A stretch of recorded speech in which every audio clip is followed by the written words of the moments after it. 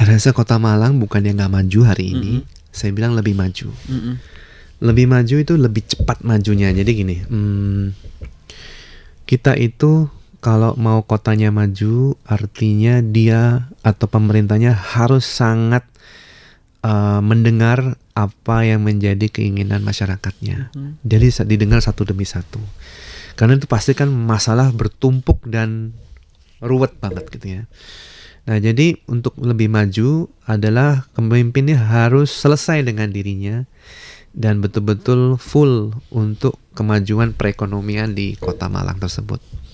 Contoh yang bisa dipercepat sebetulnya permasalahan public transportation. Itu misalnya itu harus segera, sebagai kota yang sudah mulai sangat macet. Kita sudah tidak ada waktu lagi dan harus sekarang dipikirkan moda transportasi seperti apa yang mau kita miliki.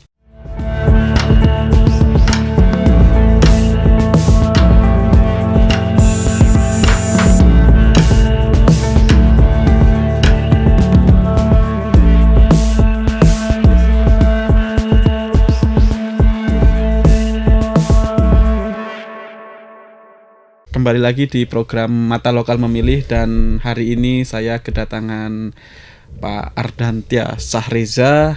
Beliau adalah bakal calon wali kota Malang yang mungkin wajahnya sudah cukup familiar di beberapa tempat sudut kota Malang. Bahkan kemarin juga sempat disandingkan dengan Anang. Dan beliau hadir di sini untuk berbagi gagasan, mungkin berbagi cerita tentang apa yang melatar belakangi beliau untuk maju dalam Pilkada 2024 ini di Kota Malang. Sebelum kita mulai, boleh disapa dulu Pak Tribunus. Halo Tribunus, selamat pagi dan selamat siang. Salam. Ya, baik. Terima kasih Pak Ardhantia sudah datang di Sama-sama, Mas Bini. Tempat kami, dan ini kesempatan yang bagus juga untuk menggali informasi lebih jauh lagi tentang Pak Ardhantia. Mungkin bisa dikenalkan dulu Pak, sebetulnya siapa sih Ardhantia Sahreza ini? Iya, terima kasih Mas Beni. Jadi saya Ardhantia Sahreza. Mungkin secara latar belakang saya ini adalah sama-sama orang Malang, arek Malang yang sekolah dari taman kanak-kanak, SD, SMP, SMA sampai kuliah. Jadi baru setelah kuliah saya betul-betul merantau dan mulai menata hidup atau bekerja itu di Jakarta. Saya backgroundnya dulu ambil kuliah di Brawijaya, manajemen pemasaran, dan saya pernah magang di Kanada, kemudian ke Jakarta, bekerja di perusahaan riset pemasaran Nielsen, kemudian advertising. Periklanan juga, jadi saya tahu mengenai media. Kemudian 5 tahun saya ikut saya bikin perusahaan namanya Marketing Komunikasi Indonesia. Itu sebenarnya seperti agensi untuk membantu perusahaan-perusahaan FMCG ataupun non FMCG untuk memasarkan produk-produknya. Jadi klien-klien saya macam-macam, ada BCA, ada Shell, ada Kidzania, bahkan banyak yang kita kerjakan. Saya juga punya perusahaan untuk franchising F&B. Saya juga sempat membeli franchise-nya, mengembangkan franchise-nya Bakso Cakman Malang di Jakarta dan beberapa kota. Kemudian 2019 saya kembali ke Malang. Dalam rangka ikut serta dalam kegiatan usaha di Rumah Sakit Persada Hospital. Di situ saya masuk dalam pengurusan, menjadi seorang board untuk pengembangan, dan sampai 2023 saya kemudian keluar dari kepengurusan dan menggeluti pengembangan Malang Health Tourism. Malang Health Tourism yang sampai hari ini saya pegang itu adalah sebuah tim kerja yang ditunjuk oleh Kementerian Pariwisata dan juga Kementerian Kesehatan kepada kami untuk mengembangkan sebuah ekosistem pengembangan industri medis dan industri kebugaran gitu ya. Jadi yang kami lakukan mengkonsolidasi dengan beberapa rumah sakit, para dokter, sehingga Malang ini menjadi destinasi medis yang diperhitungkan secara nasional gitu ya. Kira-kira itu yang saya kerjakan. Saya juga ada perusahaan distribusi alat kesehatan sekarang, namanya mHealth. Kita banyak mengadakan cek kesehatan jantung beberapa waktu belakangan secara gratis kepada masyarakat Kota Malang, bekerja sama dengan para dokter jantung yang ada. Posisinya di Malang Health Tourism apa, Pak? Saya sebagai ketua atau chairman daripada Malang Health Tourism Board. Ada 4 yang sudah dibentuk di nasional ini. Ada Bali, Medan, Manado, dan juga Malang yang keempat. Oke, hanya ada 4 di... Baru ada 4. Sekarang saya diminta tolong untuk ngurusin Jogja juga. Dan kalau nggak salah ini, baru-baru ini Dinkes Prof Jatim juga minta saya mengurusi Jawa Timur dan Surabaya. Waduh, ini makin tambah banyak. Apa sih Pak Malang Health Tourism itu? Iya, Malang Health Tourism itu sebetulnya adalah anggap aja sebagai proyek percontohan atau inisiatif ya dari kementerian. Bagaimana sih pengembangan ekosistem sebuah area agar memberikan sebuah pelayanan yang kompetitif agar masyarakat Indonesia tidak pergi ke luar negeri untuk berobat. Jadi banyak hal-hal yang harus dilakukan. Contoh kenapa kok orang berobat ke luar negeri itu karena harganya ternyata lebih affordable. Kemudian dokternya juga lebih tepat waktu. Apalagi ya, banyak hal-hal baik yang dialami oleh masyarakat Indonesia ke sana. Pada waktu Covid itu kelihatan ternyata masyarakat yang selama itu sudah pergi bolak-balik ke Penang ataupun ke Singapura ya. Dan jadi Malang dijadikan salah satu inkubasi lah. Jadi disorot betul atau dimonitor oleh Kementerian Kesehatan, Kementerian Pariwisata Kota Malang atas komunikasi kita ke Pak Sandiaga pada waktu itu. Jadi dengan adanya board ini kita bisa mengkoordinir kolaborasi atau pengembangan layanan unggulan dengan para direktur rumah sakit yang ada, terutama rumah sakit yang kelas B. Ya, kemudian kita juga diberi kewenangan untuk bisa berkoordinasi dengan asosiasi hotel, perawat, dokter ID, dan semuanya agar bekerja sama mengembangkan layanan unggulan gitu ya. Apa Pak relasinya antara hotel dengan kesehatan atau rumah sakit? Jadi di wisata kesehatan itu ada dua pohon besar ya. Pertama wisata medis atau pelayanan kesehatan, yaitu hal-hal yang berbau pelayanan kedokteran. Ya, jadi di dalam rumah sakit. Kemudian ada juga wisata kebugaran. Wisata kebugaran ini adalah tujuannya untuk orang-orang yang sehat. Jadi misalnya mereka masyarakat Jakarta misalnya ya, mereka ingin menjaga kesehatan, berlibur hanya untuk yoga di tengah hutan misalnya gitu, atau berlibur untuk lari itu 5K. Wisata kebugaran itu wisata kebugaran. Jadi dia traveling cuman untuk olahraga atau meditasi atau apapun itu atau mau makan sehat gitu ya. Gitu. Kan pada umumnya orang mendengar wisata alam, wisata buatan. Sekarang ada wisata bugar sama wisata kesehatan itu. Ya, kalau wisata kesehatan itu gimana Pak? Apa datang ke rumah sakit melihat? Itu tadi. Jadi kalau wisata kesehatan dalam hal medis, misalnya gini, saya ternyata di Jakarta kok ada keluhan ya mengenai jantung misalnya. Nah, jadi dia waktu didiagnosa ternyata dia perlu melakukan suatu operasi bedah jantung. Di Jakarta ternyata harganya terlalu mahal misalnya. Nah, di Malang ini bisa lebih murah 40% daripada di Jakarta. Dengan kapasitas dokter bedah jantung yang juga sekelas di Jakarta itu bisa melakukan pelayanan di sini.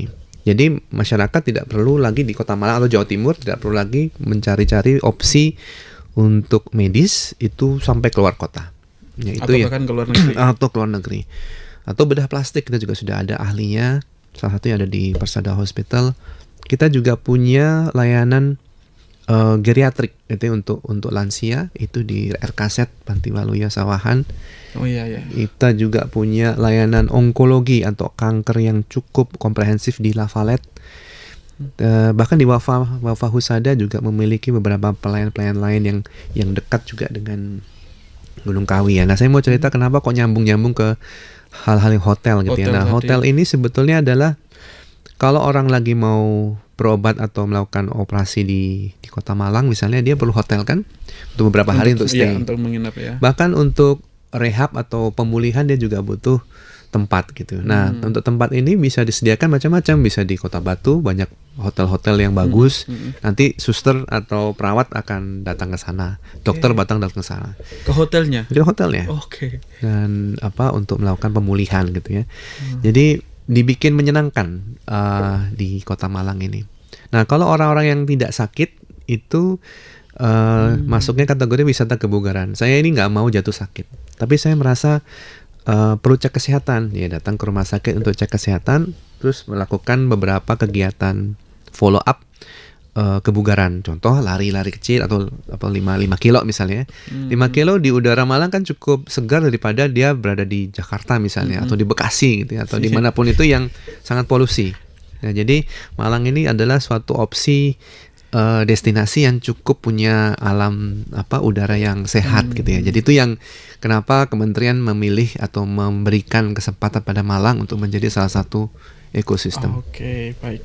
Mulai tahun berapa Pak ada ini Pak? Ini sebetulnya Tourism Health. kita itu dibentuk sejak 16 April 2023. Oke. Oh, baru setahun berlalu Pak ya? Setahun berlalu. Pencapaian kita. Iya, progresnya sudah sejauh apa ini Pak? Ya, jadi pertama di tahun pertama kita betul-betul konsolidasi dengan sesama rumah sakit. Rumah sakit ada 5, Persada Hospital, Wafa Husada, Lafalet, Pantai Nirmala, dan RKZ ya. Itu diakreditasi atau divisitasi oleh Kementerian Kesehatan. Jadi ada PMK 76 tahun 2015 mengenai rumah sakit wisata medis.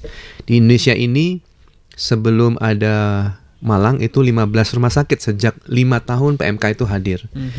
Nah, dengan adanya Malang 5 rumah sakit terakreditasi, itu sudah ada 5 tambahan dari 20 ya. 20 rumah sakit yang tersertifikasi wisata medik. Jadi yang artinya memiliki kompetensi dan alur yang sudah dilihat oleh Kementerian Kesehatan untuk melayani pasien-pasien wisata medik. Nah, ini tujuannya apa? Kalau sudah terakreditasi kan pasien-pasien bule atau pasien-pasien dari luar kota itu punya rasa kepercayaan bahwa Malang ini memiliki standar pelayanan yang sudah cukup baik gitu. Dan barangkali ada data Pak, sudah berapa banyak orang datang ke Malang setelah program itu dicanangkan? Sedikit-sedikit mulai meningkat ya. Jadi contoh orang sudah mulai tahu Malang sudah bisa melakukan operasi bedah jantung minimal. Minimal itu artinya tidak dibelek tapi cuman sayatan kecil gitu.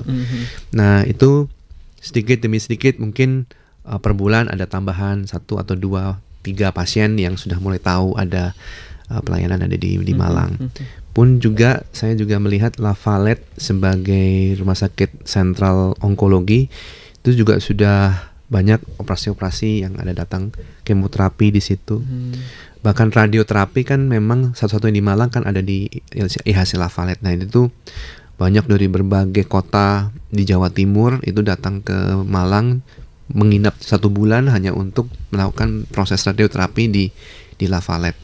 Sudah banyak pasien-pasien seperti itu. Memang harus perlu ditingkatkan karena semakin banyak layanan unggulan yang ada di Kota Malang ini akan semakin menarik orang untuk datang. Baik, ini menarik sekali. Baru mungkin banyak dari penonton baru tahu ada wisata kesehatan. Ya, ini artinya kita ingin menyampaikan bahwa Kota Malang itu memiliki dokter-dokter subspesialis yang sudah sangat hebat-hebat. Yang perlu kita lakukan adalah mampu mengkonsolidasi atau mengkondisikan mereka bisa dalam satu tim bekerja di rumah sakit manapun, dan rumah sakit mendukung penuh pembangunan pusat layanan unggulan tersebut sehingga alurnya itu dari depan sampai pelayanan sampai mereka selesai dan post treatment itu terjaga betul sehingga pasien puas. Jangan sampai pasien disuruh menunggu atau ketidakjelasan harga. Ya, itu. Sejauh pengalaman Pak Ardantia, orang-orang Indonesia yang keluar negeri itu apa? Karena kualitas yang bagus di sana atau pelayanannya yang lebih baik di sana, Pak? Ada penelitian yang sudah dilakukan sebuah perusahaan asuransi bikin data ya. Kenapa kok masyarakat Indonesia melakukan atau mencari pelayanan di luar negeri? Satu adalah kemudahan alur. Oke, Ya, service ini berarti, service. Jadi bagaimana rumah sakit di Malaysia dan agen-agennya itu meraih atau menggapai menyentuh masyarakat di Indonesia, menjelaskan pelayanannya dengan baik seperti seorang petugas bank, ya. Layanan ini, alurnya itu seperti ini, dan memberikan harga yang cenderung fix ya. Artinya sebelum berangkat tuh harganya udah ketahuan. Pak. Oh, oke. Sedangkan kalau di kita kan masuk lobi rumah sakit mau tahu harganya nanti akan bayar berapa nggak tahu. Kita nggak tahu akan bayar poli berapa, obatnya nanti habis berapa, dokternya bayar berapa. Nanti kalau misalnya pakai kamar akan habis berapa dan seterusnya. Jadi ketidakjelasan harga ini adalah sebuah peluang sehingga rumah sakit di luar negeri itu memaketkan dan mampu menciptakan paket harga yang fix yang itu disukai oleh masyarakat. Dan ini yang kita sedang komunikasikan dengan para direktur dan juga para dokter, bahwa kita harus komit untuk bisa menciptakan harga yang lebih terukur bagi masyarakat karena mereka sudah punya banyak opsi di luar negeri. Dan itu sudah dilakukan sekarang, Pak? Sudah sudah dilakukan. Jadi sekarang rumah sakit yang di Malang ini sudah menciptakan banyak paket dan diupayakan semaksimal mungkin harga itu lebih terjangkau bagi masyarakat. Dan soal kualitas, Pak, apa memang Kualitas jauh itu berbeda? saya harus bisa, saya jamin bahwa kemampuan para dokter subspesialistik di Malang ini jago-jago.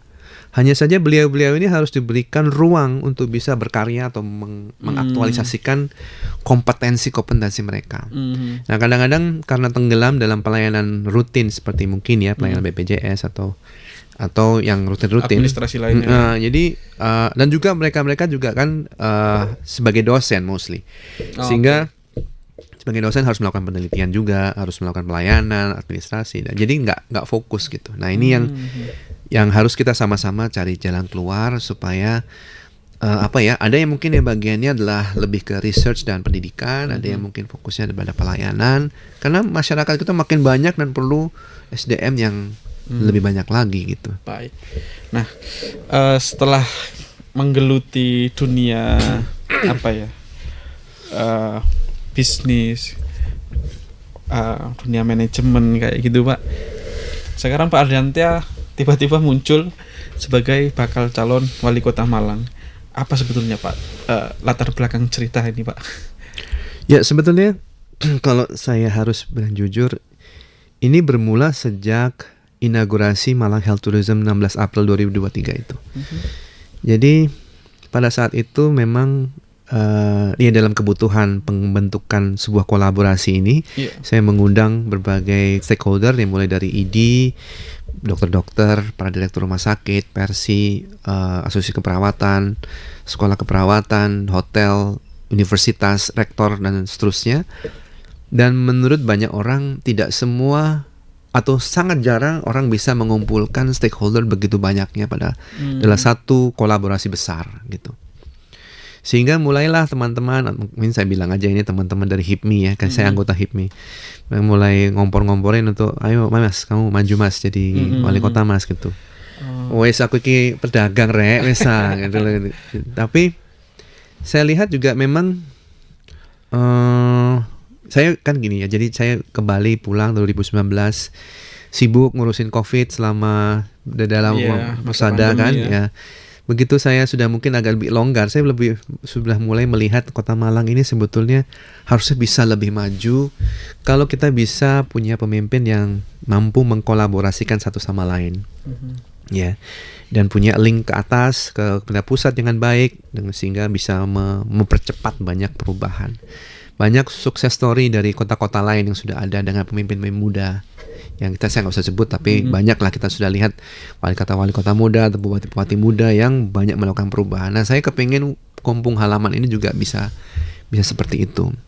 Saya juga lihat siapa yang sudah hadir memunculkan diri gitu ya. Saya sudah bicara dengan beliau-beliau. Tapi menurut saya tidak ada salahnya untuk saya, karena saya punya peluang untuk maju, karena masyarakat Kota Malang itu tampaknya menurut survei itu menginginkan wajah-wajah baru. Wajah-wajah baru yang muda, yang berani, yang profesional, yang tidak korup dan sebagainya, punya link kemana-mana gitu kan. Jadi Saya rasa saya punya kesempatan. Pak Ardantia punya kualifikasi di situ ya. Saya rasa saya yakin saya bisa masuklah dalam syarat-syarat tersebut gitu ya. Jadi saya mencoba langkah demi langkah saya lakukan, melakukan komunikasi dengan partai politik, mengkampanyekan diri dan seterusnya, dan tampaknya kok sampai hari ini masih dianggap orang gitu Pak. Gitu. Masih dilihat ya, berarti ya saya jalan terus Pak sampai tinggal kita berusaha ya. Kita lihat sampai mana nanti. Pak Ardantia merasa dukungan itu masih tetap mengalir sampai hari ini ya. Banyak gini Pak, Kota Malang ini juga orangnya kan multicultural dan sangat bermacam social class ya. Bagi bapak ibu, rekan-rekan yang hidup di sini yang apolitis, maksudnya terserahlah mau diapain di kota itu, menemui saya itu seperti akhirnya ada orang profesional yang mau maju. Akhirnya ada orang yang ngerti dan memang sudah bekerja sebagai pengusaha profesional itu berkenan untuk mau nyebrang ke politik atau pemimpin daerah yang mengerti transparansi, yang mengerti kolaborasi, networking, manajemen eksekusi implementasi secara corporate ya gitu. Yang dilihat teman-teman ya. Itu sih saya rasa, dan mungkin yang jelas di industri kesehatan juga dukungan juga cukup besar, pendidikan. Tadi sempat dikatakan Kota Malang bisa lebih maju. Memang yang sekarang ini apa yang kurang Pak? Saya rasa Kota Malang bukan yang nggak maju hari ini, saya bilang lebih maju. Lebih maju itu lebih cepat majunya. Jadi gini,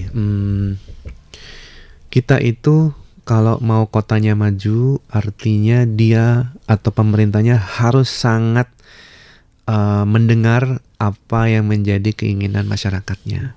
Jadi didengar satu demi satu. Karena itu pasti kan masalah bertumpuk dan ruwet banget gitu ya.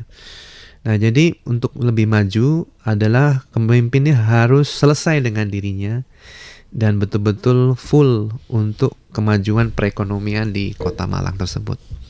Contoh yang bisa dipercepat sebetulnya permasalahan public transportation. Itu misalnya itu harus segera, sebagai kota yang sudah mulai sangat macet. Kita sudah tidak ada waktu lagi dan harus sekarang dipikirkan moda transportasi seperti apa yang mau kita miliki. Kemudian juga mengenai pendidikan gitu ya. Katanya kita kota pendidikan. Memang, Mbak. Ya, tapi banyak orang pendatang yang datang ke sini, tapi masyarakat Kota Malang yang punya KTP Malang juga sosio kelas yang di bawah, menengah bawah juga masih banyak gitu ya. Artinya kenapa nih? Harusnya kan masyarakat Kota Malang sendiri harus memiliki keahlian yang bisa menghasilkan pendapatan dan ekonomi yang baik. Pak Ardantia ingin mengatakan kota pendidikan ini tidak mampu mengangkat kesejahteraan masyarakat. Saya rasa belum.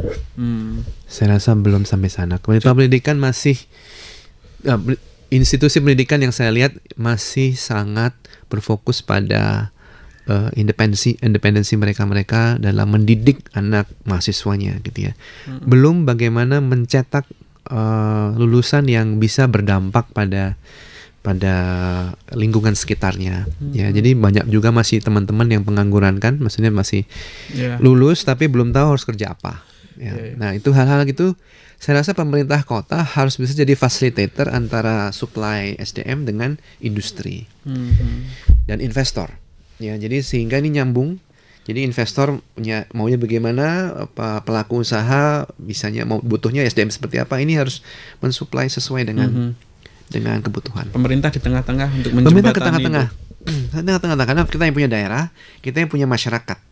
Masyarakat ini kan nggak bisa kita terus-menerus dengan menggunakan anggaran sosial gitu ya. Nah, beliau harus mandiri, mulai dari mau bikin usaha kecil mikro boleh, apapun itu, tapi disediakan fasilitasinya, pendanaannya, marketingnya dan seterusnya, sehingga dia bisa mandiri dan membesarkan ekosistem di sekitarnya. Pemerintah harus hadir intinya. Jadi tidak bisa pemerintah cuman bisa sebagai pemungut pajak saja gitu. Baik. Tantangan Kota Malang ini juga menurunkan kemiskinan, Pak. Dan beberapa kali saya lihat di spanduk-spanduk atau bannernya Pak Ardantia mengkampanyekan anak muda dapat pekerjaan. Itu gimana Pak Ardantia? Ya itu tadi. gagasannya soal Ya, itu. seperti yang saya sampaikan tadi. Jadi eh, pemerintah harus bisa menjadi facilitator. Sebetulnya kebutuhan industri itu apa? Contoh kebutuhan pengembangan ekonomi di Kota Malang itu apa saja yang perlu dilakukan? Misalnya pengolahan sampah kah? Atau pelayanan service yang lain, apapun itu, kita petakan dulu. Nah, kemudian setelah kita tahu industri membutuhkan SDM seperti apa, kita sampaikan kepada universitas bahwa atau SMK kita tuh membutuhkan lulusan yang seperti ini, gitu ya. Dekan dan rektor tolong perhatikan bahwa kurikulum dari tahun ke tahun tuh harus selalu dimodif karena kebutuhan pekerjaan itu terus berubah.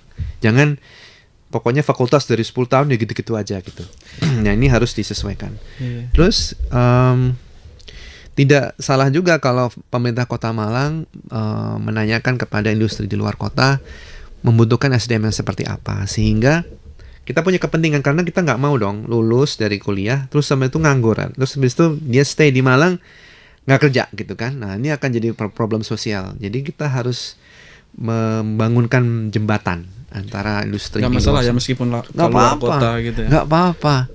That's part of the jobnya si pemerintah. Itu job desk-nya kita sebetulnya. Pak, dan pekerjaan itu kan belakangan sempat rame juga. Lowongan-lowongan pekerjaan itu memberikan syarat-syarat minimal, misalnya usia kayak gitu. Pak Ardantia punya ide nggak soal itu, Pak?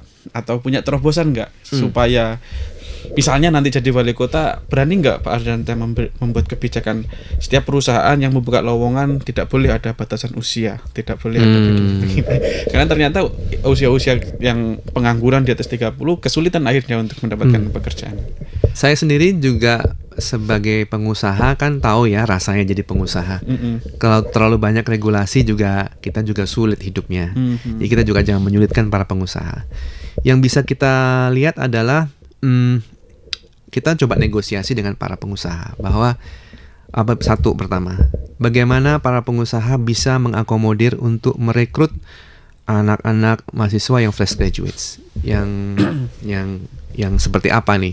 Umur jangan hanya selalu mencari yang punya pengalaman. Tapi kasih kesempatan buat anak untuk magang, atau mungkin dia juga fresh graduate, kasih pekerjaan-pekerjaan yang sesuai dengan porsinya sehingga para perusahaan juga bisa melihat kompetensi anak-anak ini seperti apa. Kalau nggak kualitas, silahkan gitu ya dievaluasi. Kalau dia berkualitas, tolong dipakai gitu kan.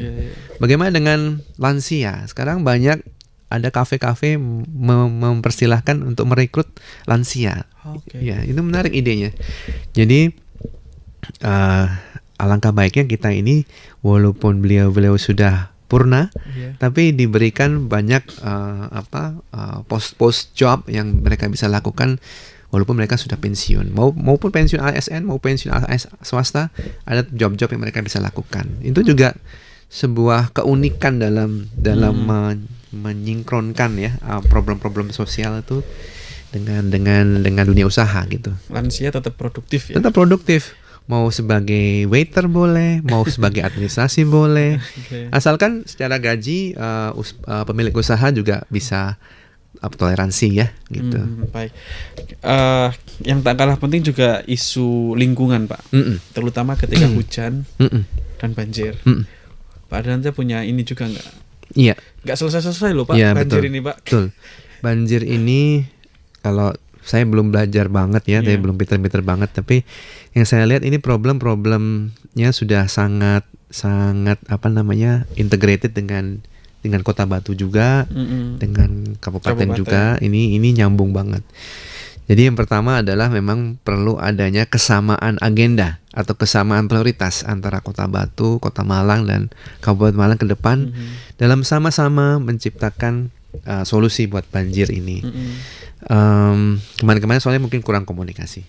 Nah, sekarang ke depan kita harus sama-sama. Nah, banyak yang isu-isu malah itu juga karena maraknya pembangunan real estate ya. Sehingga daya serap itu semakin berkurang. Sehingga kalau daya serap berkurang berarti kompensasinya adalah ada sistem drainase atau gorong-gorong yang juga lebih besar dan lebih baik. Dan itu butuh duit. Butuh pendanaan untuk bisa merancang Memasang ulang, itu ya. merancang ulang itu alur daripada air. Nah, APBD Kota Malang saya rasa tidak akan mencukupi untuk itu. Jadi kan kita perlu negosiasi nih ke PUPR. Kementerian PUPR bisa nggak nih kita difasilitasi gitu kan? Tentunya harus ada timbal balik. Apa dong timbal baliknya? Berarti kan kita secara ekonomi harus juga lebih menarik.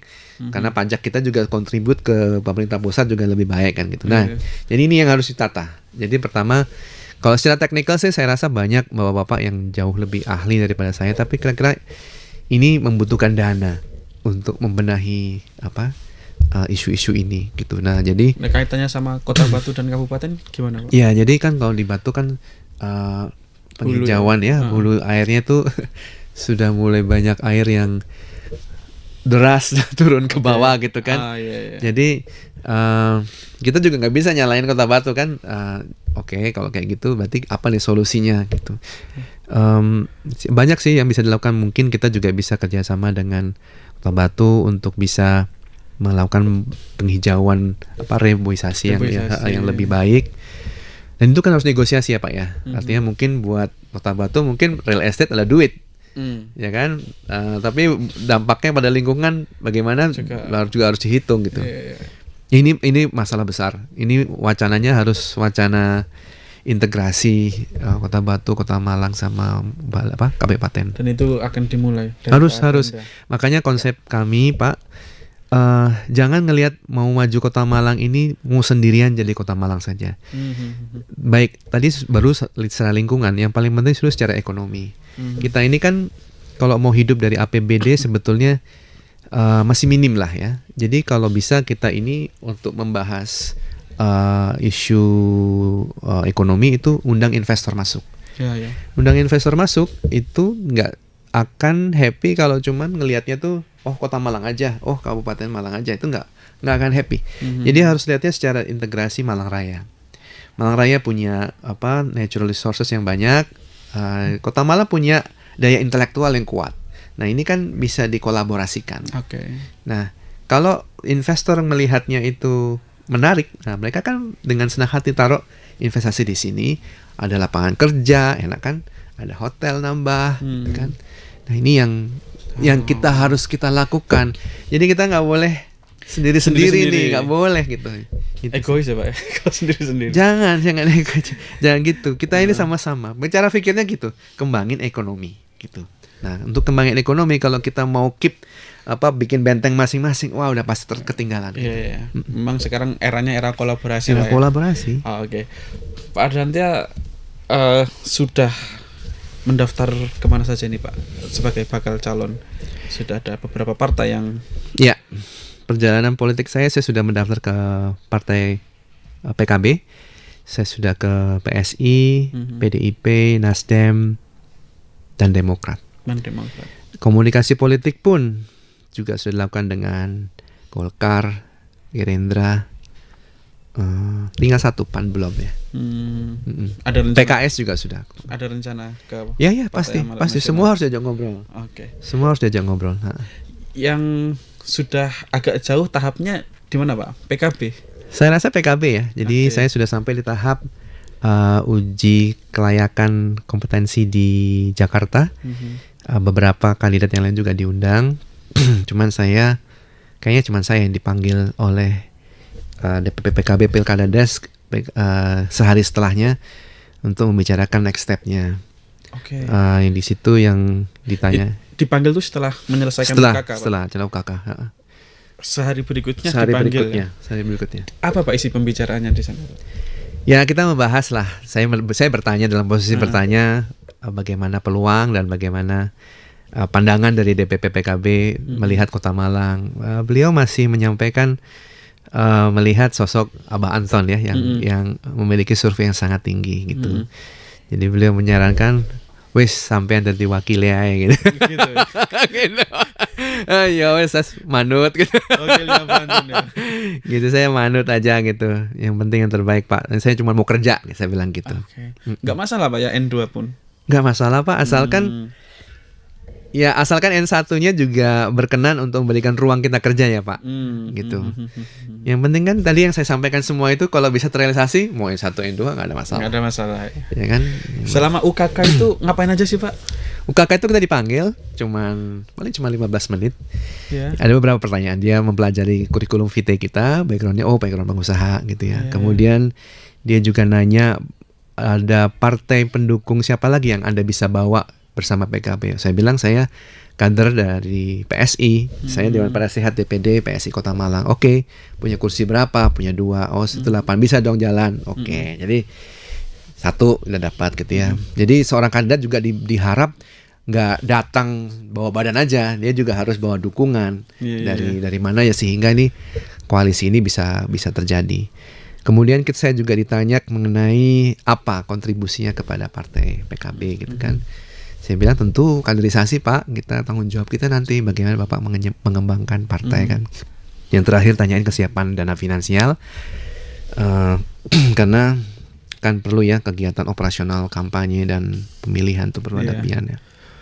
Itu PKB. Yang lain saya rasa juga cukup jauh. Saya juga sudah bicara sama Partai Demokrat juga, Partai Golkar. Ini menariknya DPP ngajak saya bicara. DPP Golkar. Oke. Ya ini artinya alhamdulillah pintunya dibuka-bukain sama Tuhan ya Pak. Jadi saya ikut aja lah mana yang terbaik. DPP Golkar itu setelah PKB selesai, setelah UKK PKB atau sebelumnya? Apa yang ditawarkan Golkar Pak? DPP Golkar menawarkan untuk mengekspor kemungkinan saya menjadi N1. Oke. Jadi dan kebetulan dalam pertemuan itu juga dihadirkan Pak Andi Arief, Ketua Pilkada Desk Demokrat. Ya, jadi kita bicara kalau Golkar sama Demokrat kan sudah 9 juga ya. Ya saya sih maunya sama-sama bareng-bareng lah, banyak-banyak lah Pak ya, biar PKB ikut, PSI ikut. Dan waktu itu ada Pak Sofyan Edi juga nggak Pak? Nggak ada. Apa kata DPP Golkar soal posisinya Pak Sofyan Edi? Mungkin tepatnya saya jawab begini, DPP PKB itu menginginkan sebenarnya sosok yang lebih muda. DPP Golkar menginginkan sosok yang secara finansial juga cukup kuat untuk bisa mewujudkan perjalanan kontestasi ini gitu. Dan tentunya bagaimana seorang sosok mampu melakukan komunikasi politik yang luas ke semua partai sehingga mampu bisa apa tadi Pak yang saya bilang kolaborasi tadi itu menjadi hal yang tidak aneh dan pasti bisa terjadi gitu kira gitu. Itu yang dicari sama orang ini gitu. Kapan Pak itu yang bersama DPP itu di Jakarta juga itu Pak? Nanyanya bahaya ini. Ini bulan ini kok, minggu lalu lah. Oke. Di mana Pak? Di Malang. Di Malang. Oke. Kalau PDI progresnya gimana Pak? Ya, saya juga sudah bicara banyak dengan PDIP. Saya banyak dimentori oleh Ibu Dewanti yang menyatakan tidak maju. Saya juga sudah bicara dengan Pak Made sebagai ketua. Bu Dewanti tidak maju di kota Malang. Ya, beliau sudah menyampaikan 2 bulan lalu. Berarti dia tetap di DPRD provinsi. DPRD provinsi. Oke. Itu kata beliau ya Pak. Ya, saya cuma mengutip. Di mentorinya gimana maksudnya Pak? Ya, beliau itu kan sahabatnya ibu saya ya. Jadi ya saya dinasihati gitu. Mas, kalau ini begini gitu. Jadi saya hormat sekali sama beliau. Baik. Sama Pak Made? Pak Made juga, Pak Made lebih funky ya bapaknya. Beliau menyarankan langkah-langkah ke depan seperti apa, memberikan gambaran PDIP seperti apa, menggambarkan juga biaya-biaya yang diperlukan gitu, dan membuka kemungkinan PDIP juga bisa bergabung. Nah gitulah Pak. Ada info kapan mengikuti barangkali propertes gitu Pak dari PDIP? Belum ada. PDIP belum. Tapi sudah mengembalikan formulir. Sudah. PDIP. Sudah. Tentu Pak Ardantia juga sudah melakukan gerakan-gerakan politik ya untuk turun ke masyarakat gitu. Aspirasi apa Pak yang sejauh ini sudah didengar Pak dari masyarakat? Ya. Masyarakat itu sebetulnya menginginkan pekerjaan yang real dirasakan oleh beliau-beliau gitu ya. Baik itu salah satunya kesehatan. Jadi apa yang saya lakukan beberapa waktu terakhir ini adalah melakukan cek kesehatan gratis ke balai-balai warga. Dan ternyata memang masalah di kesehatan itu adalah beliau-beliau itu tidak tidak malas atau takut datang ke rumah sakit ya. Jadi banyak yang penyakit-penyakitnya yang saya cek itu ternyata ada aja yang baru ketahuan di situ gitu ya. Takutnya itu takut ketahuan penyakitnya atau takut nggak punya biaya? Takut nggak ketahuan penyakit, takut nggak punya biaya. Bahkan ada yang lansia nggak ada yang ngantar ke klinik gitu ya. Atau nggak punya KIS atau BPJS, banyak sekali. Jadi ini saya melihat peta baru bahwa kita ini harus. Kota Malang sudah UHC loh Pak. Sudah UHC, tapi untuk iuran ternyata banyak juga yang tidak mampu Pak. Jadi kita ini ternyata banyak yang harus dipetain sampai ke grassroots ke bawah itu mengenai kesehatan. Dan saya rasa dalam upaya untuk investasi sosial dan SDM ya, kita harus kaji berapa anggaran yang bisa kita sediakan untuk mensupport atau mensubsidi iuran-iuran KIS-nya masyarakat yang nggak mampu ini, supaya karena biaya kesehatan kan juga besar ya, ya kan, daripada beliau-beliau jatuh sakit malah juga menjadi biaya besar lagi bagi negara. Dan sebaiknya kita promotif di depan. Itu kesehatan. Banyak juga isu mengenai pasar.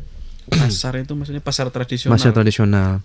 Jadi kayak contoh di mana tuh, di Kota Lama ya, kadang itu kan sampai di pinggir-pinggir jalan gitu kan. Itu terlalu lama pemerintah belum mengerjakan pekerjaan rumahnya untuk menyediakan fasilitas yang memadai untuk masyarakat, sehingga mereka nggak bisa jualan secara proper kan. Dan itu juga mengganggu keruwetan daripada lalu lintas. Masyarakat lain juga jadinya terganggu. Nah ini yang betul.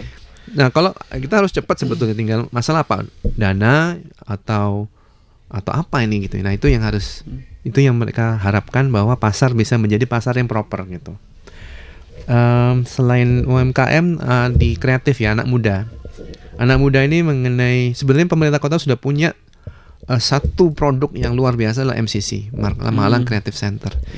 Nah gedungnya sudah jadi, walaupun ada berita bahwa akan dihentikan anggaran 2025 oleh pemerintah, tapi kami melihat bahwa harusnya dikaji dulu lah, tujuan dulu utamanya apa dibuat MCC ini kan. Tujuan untuk pengembangan kualitas SDM kita dan kemandirian mereka bisa mencari kerja atau bikin usaha sendiri di kreatif. Nah itu yang harus dikerjakan, jangan sudah tiba-tiba di judgement untuk tidak ada anggaran gitu ya. Jadi saya rasa ini cuma ngobrol lah.